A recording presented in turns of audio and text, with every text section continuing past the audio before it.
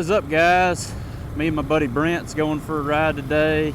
Should get some good footage, and he wanted to try the T7 out. I've never rode a KTM 690, so I told him we'd swap bikes to get through some of the road miles to get there, and give us a chance to try each other's machines out here real quick.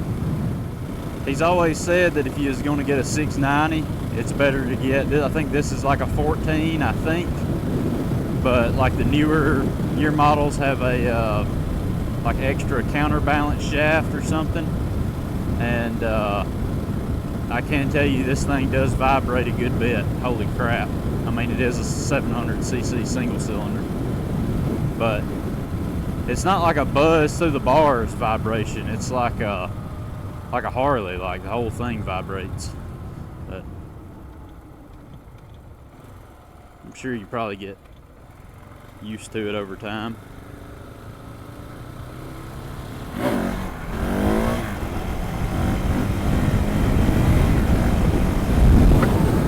Wheelie's pretty good though. Wheelie's better than pretty good. This thing had some pretty good get up. So anyway, we'll wrap this up and we'll pick it back up when we find the dirt. All right, here we are on our dirt roads. We got about an hour and, well, according to Google Maps, it's about an hour loop, a little over an hour. I don't know what Google Maps is figuring for the speed limit on these roads, but probably slower than what we'll be going. And we've had a ton of rain in the last 2 days, so in spots it's going to be less of a dirt road, more of a mud road. So far, enjoying the T7 pretty good. This is the first off-road dirt road ride I've done since doing the handlebar risers. I just did Tusk 15mm bar risers. You got to make sure you get them with the 1 1/8 diameter to fit the bars on here, because they're fat in the middle. But standing up at 5'7", 32-inch inseam, I'm glad I went with the 15mm tall risers and not the 30s. This is about perfect. I got a slight bend in the arm and real good standing position. So probably about the best $20 you'll spend for ergonomics. At least in my case, me being 5'7", I don't really need anything crazy like some 2-inch tall rocks risers that pivot and all that jazz. So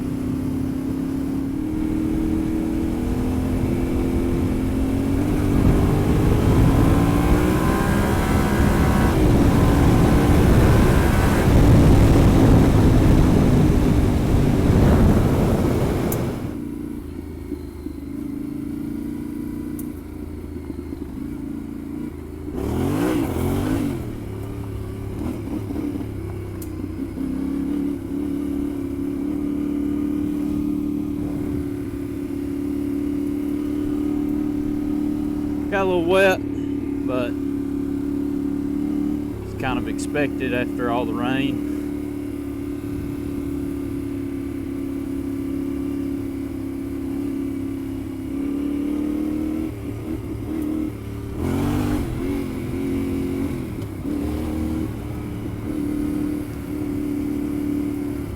Even though it's Sunday, I'm trying to not just have a Sunday cruise, like trying to make it a little bit of a fun ride. Not that fun though.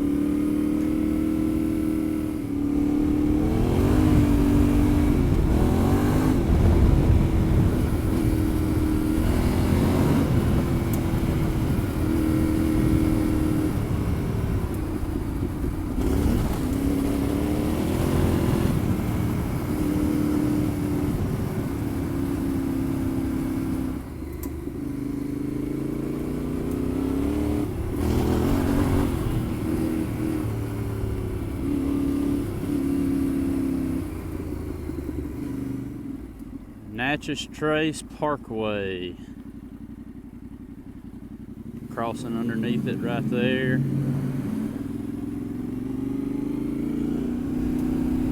And apparently some of these dirt roads through here that we're on are part of the original Natchez Trace from back in the day. I don't know too much about the history of it. I forget how far the distance is. Close to 400 miles, maybe 380, something like that, 390 to ride the whole thing.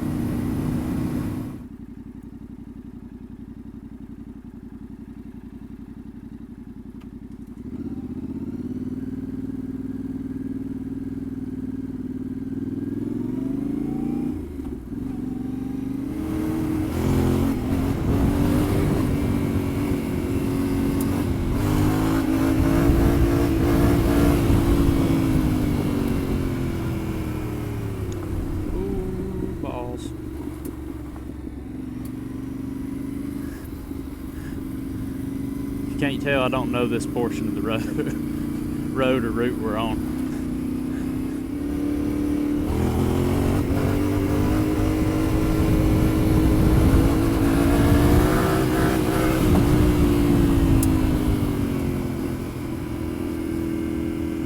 As long as you got a bump in the road, third gear wheelies on this thing are mint, no clutch.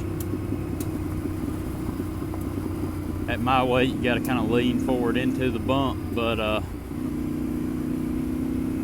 just so effortless on this bike,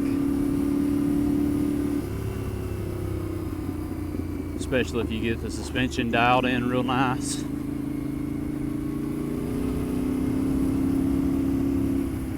I like to run mine a little stiffer on the front and just a touch softer on the rear. I don't think I've ever, in the 500 and something miles I've put on this, I haven't used the bottom 2 inches of stroke on the front suspension, and I've maybe bottomed the rear, I don't know, 2 times, maybe 3. Might go extra click on the rear, but of compression, that is. Get the suspension dialed to how you like it, this thing's just a blast. And we're back. Took a little 10-minute break, shed the jacket. It's hot and it is humid.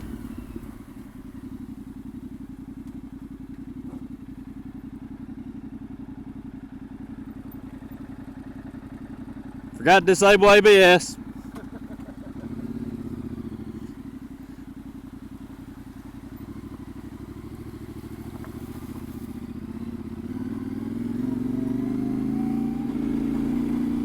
Trying to be conscious of when I give it the beans, I don't want to roost Brent too bad back there.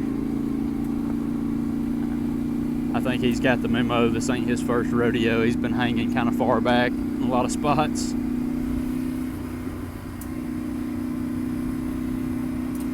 I'd love to share this route. I don't have a good way of, I mean, I can share it, I guess, like a Google Maps link to it or something. But I tried downloading a map area offline so that I could run it on Google Maps, but I created it on a desktop, and then when I email myself the route and click to open in the app, it doesn't pull the route up. So Google Maps just hasn't been working. I've got Gia or Gaia, however you pronounce it, but I didn't build the route in there, so maybe I could go back and build this route in there and then export a GPX file or put it in the description. If anybody's got a idea for how to do that, let me know. I'd appreciate it.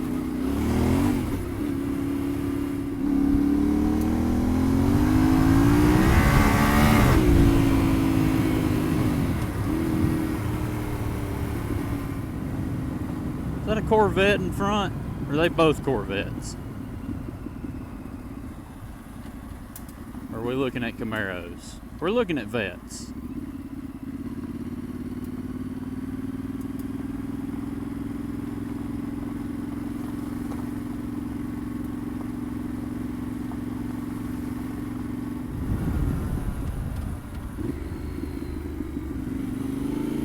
could have hit that at speed.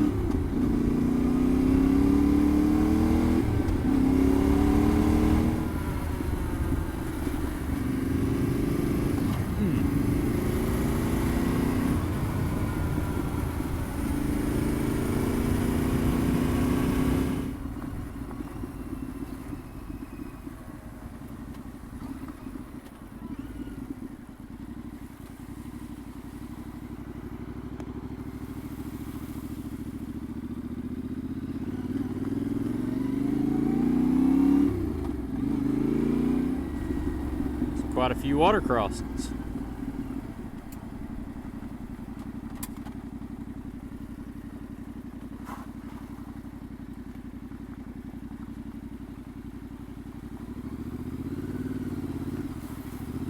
Slick too. Golly.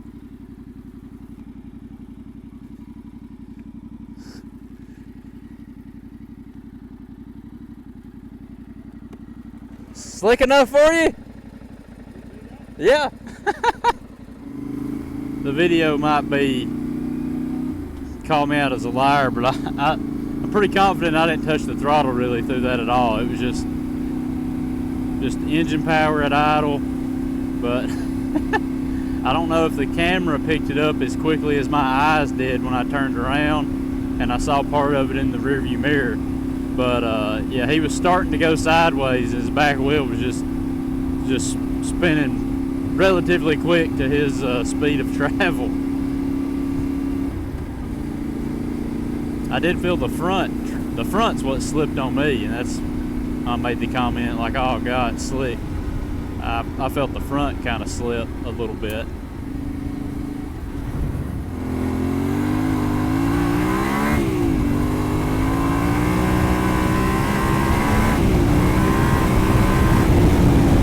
When this baby hits 88 miles per hour, you're gonna see some serious shit.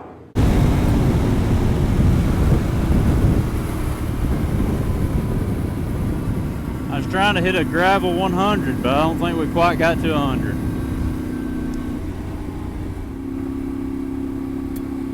Alright, well guys, that's pretty much going to end it for this ride. It's paved roads here in a minute, all the way back to West Point and then all the way back to our house. So I'll probably just go ahead and call it right here. If you like the video, give it a thumbs up. It really helps the channel and the algorithm, and you know, subscribe so you don't miss out on any more content. I always forget to mention that stuff, but if you've hung around to the end, I imagine you're liking the content, so make sure you do that so you don't miss out on future content. And yeah, we'll catch y'all on the next one.